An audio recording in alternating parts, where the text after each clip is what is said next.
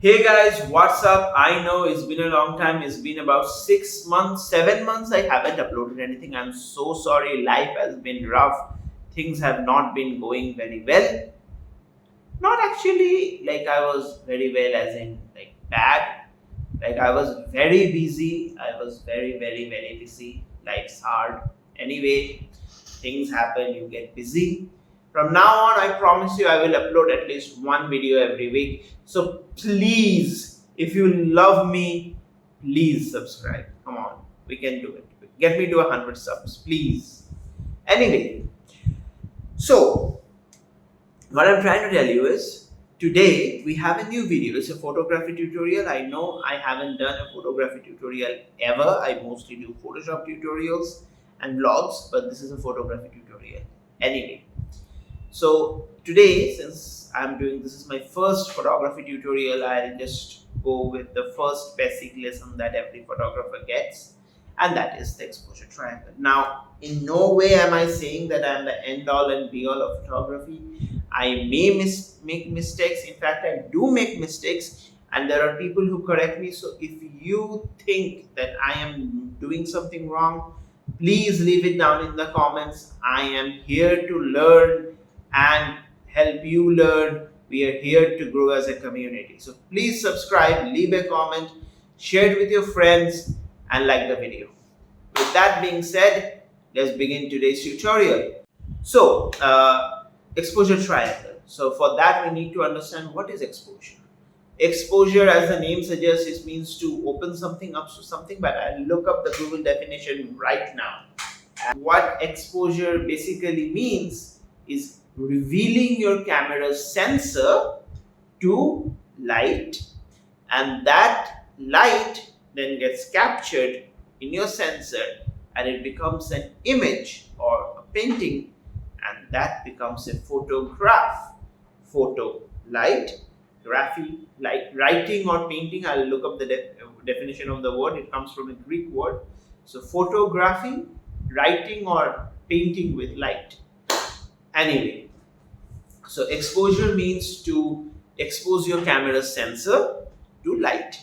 Now triangle. Now triangles have three angles, but they also have three arms. Now these three arms in terms of photography is comprised of aperture. Yes, I'm doing it with this one. Aperture, shutter speed, and ISO. Now, aperture is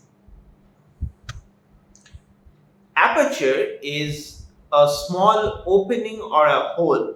That is the dictionary definition. As I'm pretty sure, yes, a hole or a gap.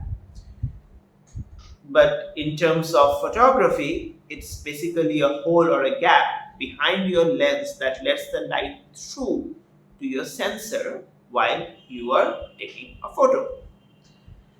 Okay, so how do you use apertures in real life? Anyway, I'll tell you.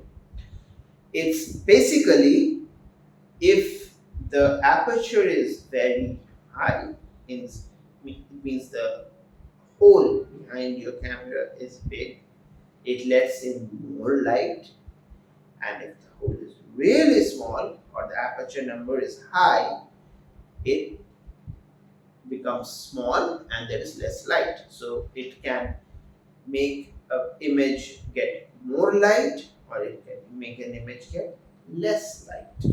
Okay, so it makes the image brighter or darker depending on how the aperture is. Now the aperture is often represented as f followed by a number. So f2.8 will be really wide open, f22 will be really small. Okay, that's that. But aperture also has another very important functionality, and that is it also controls the depth of your image, aka how much of your image stays in focus. Now, lenses in general, optics in general, and you can check it out with your own eyes, cannot focus on two planes at the same time. So, if something in the foreground and something else is in the background, by default, it will not focus on two things at a time, especially if they're up close. You can check it out with your own eye. You can just put a finger, and if you try looking at your finger, you'll realize the background is blurred. And if you try looking at the background, you will realize that your finger is blurred. Now, the way aperture helps it is if the aperture is wide open, say 2.8, what you will get is a single subject, single plane rather, a single plane in focus. The background is completely blurred because that's how it is. And when the aperture is really high, let's say f22, so the aperture is small and the amount of light is low, but it also does this. It gives you extreme field of view. You can see everything from back to front, nothing is out of focus. Okay, that's that. So low aperture like 2.8 can be used to click pictures of let's say somewhere where you don't want the background to be in focus, you want people to focus on the subject. Or sometimes you can put some foreground object, blur them, and use them to draw your eyes into the subject. You can do that. You can do the other thing. And what you can also do is you can use the other side of the spectrum. You can go to f16 or 22, and let's say you have a huge landscape. Let's say you're in Ladakh, you have landscapes for days, and you want to click a picture and everything's in focus. It looks beautiful. You can use them. But here's another fun fact about apertures is the fact that why is the aperture inverted? Let me explain. If you don't know what I mean, this is what I mean. If 2.8 means the hole is bigger, and f22 means the hole is at its smallest. But the way number goes, 22 is a lot higher than 2.8, so shouldn't 22 represent the larger diameter of a hole and f2 represent the smaller diameter? Actually not. You see, it's there in how the aperture is written. It's written by f slash, and then you have the number. So let's say f8 is f / 8. So why is it written like that? It's simply written as a mathematical formula. F stands for your focal length divided by the number. So let's say you're shooting at 50 mil, because that's a normal lens. So let's take 50 mil. You're shooting at 50 divided by 2.8. So that will come to whatever it will come. I'm very bad at maths. Let me just do the calculation. So it's 17.8 millimeters is your diameter. Now if you go up, as you can say, 50 divided by 22 will be nowhere close to 17. So it will be a lot smaller. Thus the hole gets smaller. So it's not just anything. Like, it's not a random number. It's there for a reason. It's actually representing the diameter of the hole. Which is why is this important? Is because if you get a full frame camera, FX camera, which is a 35mm film format, the 2.8 on a 35mm film format will not be the same as 2.8 on a crop sensor, because then you have to factor in the multiple for the focal length, and thus your effective aperture will change, and you will see that difference in your image. So don't let anyone tell you that f2.8 on a crop sensor is the same as f2.8 on a full frame sensor. Man, that's aperture for you. Okay, next chapter, shutter speed. What is shutter speed? A shutter speed is basically the speed at which the shutter in front of your sensor closes to allow the camera to process the light which has been passed on to its sensor. It basically tells the camera when to stop recording the light that has already been passed on to the sensor. So, If you have a very high shutter speed, let's say 1/8000th or 1/4000th or 1/1000th of a second, what you're telling the camera is to close the shutter very fast, and within seconds you're telling the camera to process what it is, whatever that there is. So if you are looking to capture very fast action shots, like someone's playing, or there's a car, there's someone racing, and you want the exact freeze frame, that's when you use the extreme high shutter speeds. Now if you want a light trail in roads, you will do it with the extreme low shutter speed, because what you're telling the camera is to stay open, to keep the sensor open for a long time so it can record the trail of light. This is what shutter speed is. It helps you, decide whether you want a freezed frame, captured moment in action, or something like a flow of a river, and you want to capture the flow, or you want to capture the speed of the car's moving. But what shutter speed also does, as it is inside the exposure triangle, is it also allows for light to come in or not come in that much.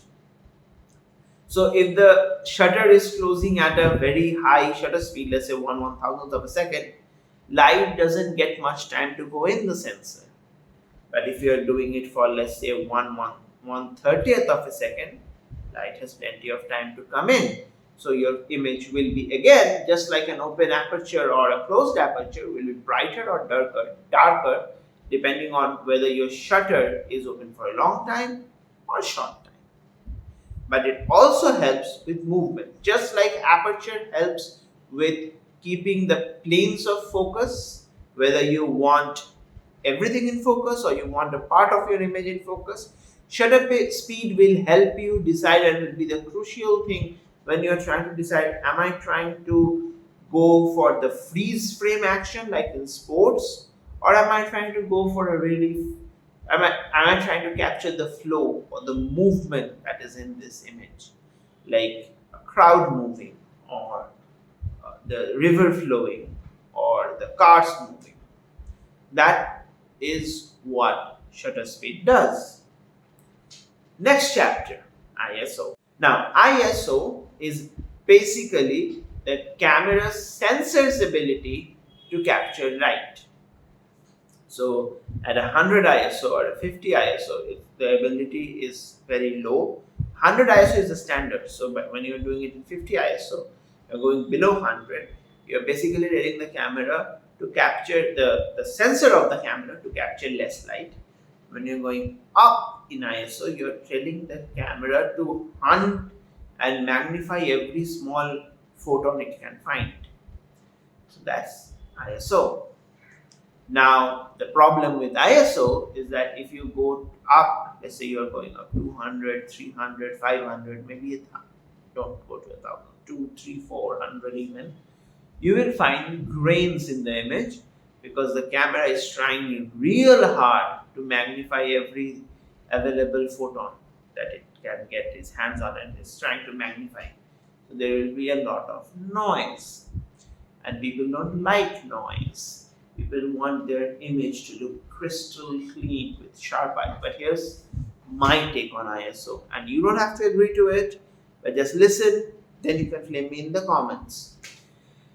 If you are trying to take a picture that is particularly going to be used for its sharpness, like for an advertisement or a product photography or something that will hang up in your wall, yes, go for the crisp, clear look.